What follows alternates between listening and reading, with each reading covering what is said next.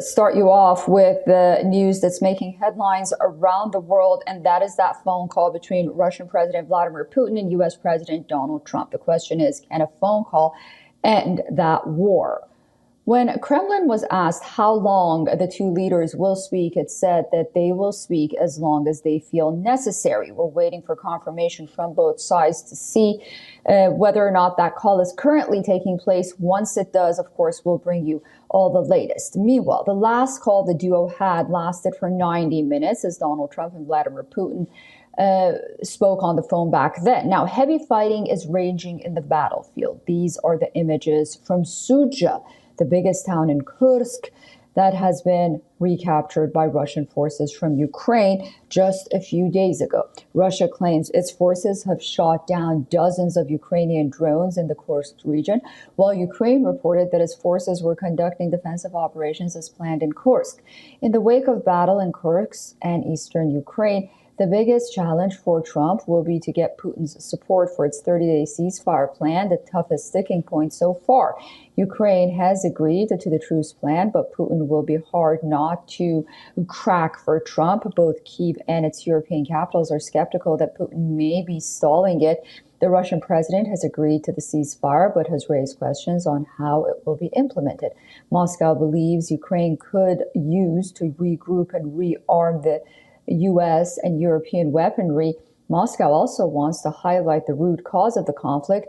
The provocation for Russia's invasion of Ukraine lay at several inflection points between 1989 and 2022. These are the maps of Russia control in Ukraine.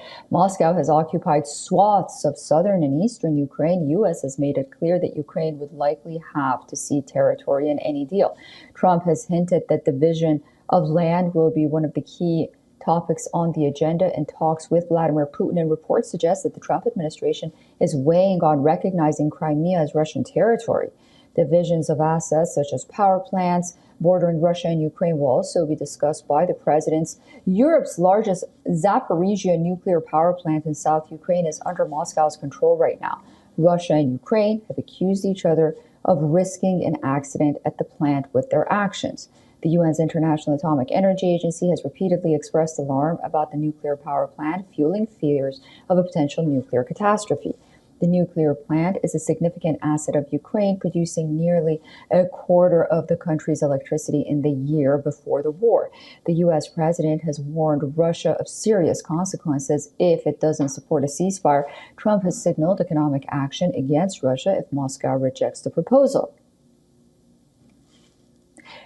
But to agree to truce, Russia will seek freezing the Ukrainian battlefield with 20% of the territory Russia holds in eastern Ukraine to remain a permanent Russia buffer zone. Putin will seek a formal treaty with the West that bars Ukraine from NATO membership, a permanent truce, not a 30-day ceasefire that helps Ukraine regroup and rearm. Russia will seek an end to the supply of Western weaponry to Ukraine, and as a fair division of land and assets. Ukraine, on the other hand, has urged Russia to agree to a 30-day proposal by Kyiv and Washington. It says it's time for Russia to show whether it really wants peace or not. All right, on this broadcast, we are now being joined by Giorgio Caffiero, a professor at Georgetown University and CEO of Gulf State Analytics. Thank you so much for joining us on WION this morning. Well, this much-anticipated phone call between the two presidents is scheduled to begin shortly. We're waiting for confirmation to know if it actually has started or not. Is this a way to end the Russia war against Ukraine? Yeah, thanks, Susan. Great to be with you. Great to be on the network.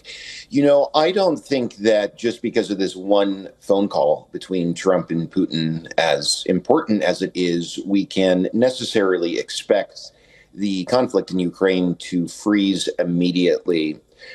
There are many sticking points here, and I am not optimistic about Washington and Moscow being able to work through all of them very quickly. I think it will probably take a lot more than just one phone call between Trump and Putin to reach an arrangement for freezing the conflict in Ukraine. I stress this is about freezing, not resolving the conflict in Ukraine. But we can certainly say that this phone call is one important step in that direction. But like I said, I think the diplomacy might take quite a bit more time than some of the most optimistic observers might assume. And President Trump has repeatedly pushed for a swift end to this war. What might be the terms where this war actually ends for Kyiv and for Moscow? Well, that's where things get complicated. You know, on the ground, Russia seems to have an upper hand, and I don't think the Russians are going to sign an agreement unless there are some major concessions made to Moscow. Whether the U.S. is going to agree to those concessions remains to be seen. But, you know, the Russians are demanding quite a bit right now.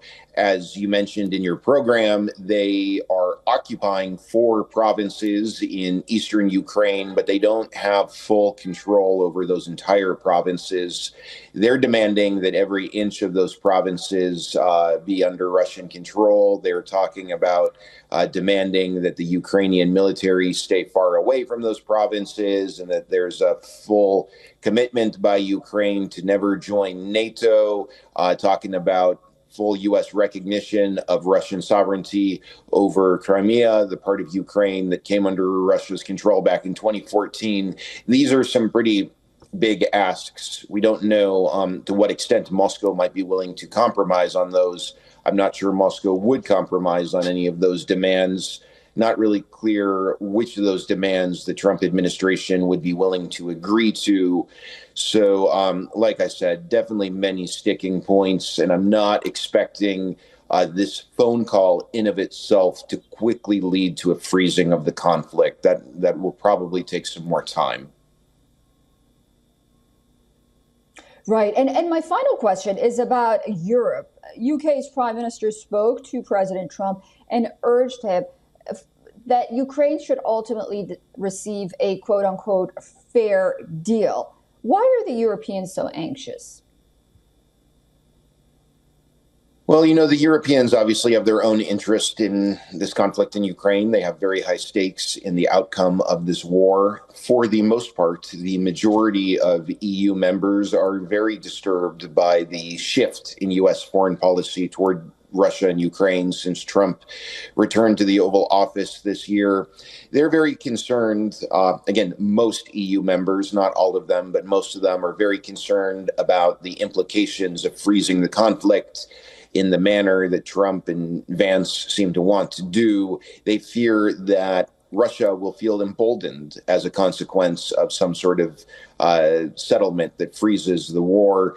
Concern is that this will give Moscow more confidence and leave Putin feeling that there is something for Russia to gain from illegally invading, occupying, and annexing land of European countries.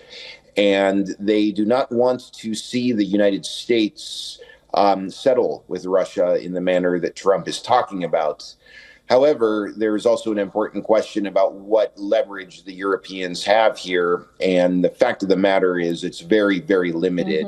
If it wants to see this conflict frozen in a conflict with Moscow, it doesn't really seem as though the countries of the European Union are really in a position to prevent Trump and Putin from moving toward that type of outcome. Yeah, that's so true. And you just listen to Vladimir Putin and he doesn't want to hear anything from Europe, it appears. Well, we're going to wait for that phone call. Professor, it was great talking to you. Thank you so much for that insight and analysis, and we'll see what happens. I look forward to speaking to you again very soon. Likewise. Thank you.